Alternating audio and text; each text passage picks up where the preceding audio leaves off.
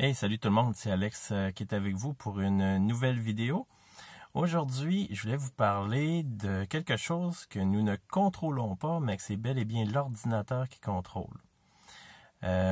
C'est au sujet du régulateur de vitesse intelligent, ce qu'on appelle en anglais le Smart Cruise Control.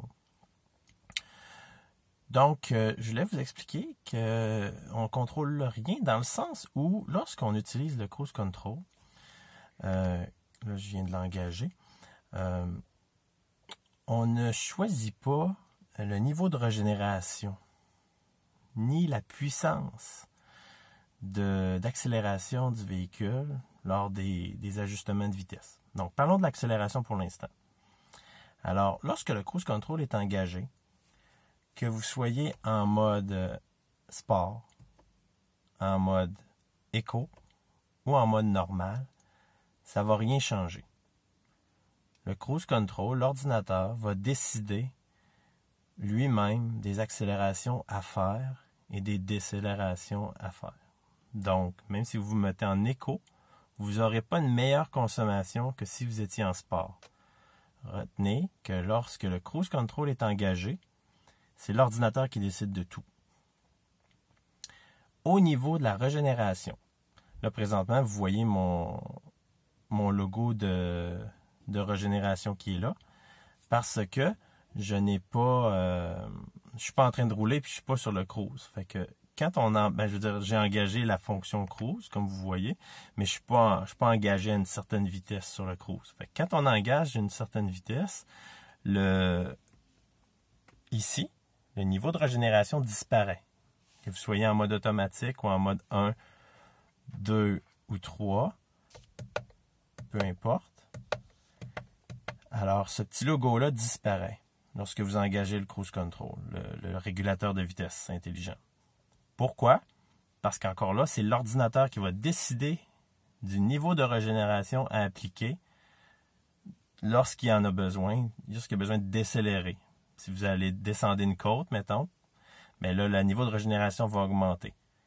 Mais que vous mettiez, avant d'engager le cruise, sur niveau 3, ou niveau 1, ou niveau 0 même, ça ne change absolument rien.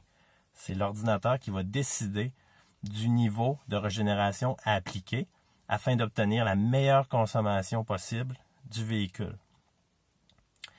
Fait que c'est les deux choses. Fait que c'est pour ça le titre de la vidéo, vous ne contrôlez rien, c'est ça. Donc, disons que la seule chose que ça va changer au niveau de l'accélération, en fait du drive mode qu'on appelle, si vous êtes en mode éco, ça va jouer au niveau de votre chauffage puis de votre climatisation, la puissance. Vous vous souvenez que le mode éco, on peut l'ajuster pour qu'il prenne moins de puissance pour le chauffage puis tout ça. Mais autrement, au niveau de la motorisation, ça ne va rien changer.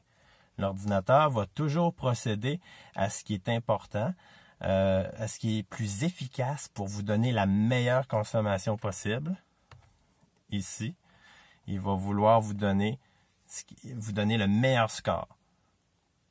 Fait que, en conclusion, je vous rappelle que vous soyez, peu importe le mode, et peu importe le niveau de régénération que vous appliquez sur le véhicule, si vous êtes sur le Cruise Control, ça ne change absolument rien. C'est l'ordinateur qui contrôle tout pour vous donner la meilleure consommation d'énergie. Alors voilà, j'espère que ça vous en a appris un petit peu plus sur votre Kona. C'est Alex qui vous dit merci et à la prochaine.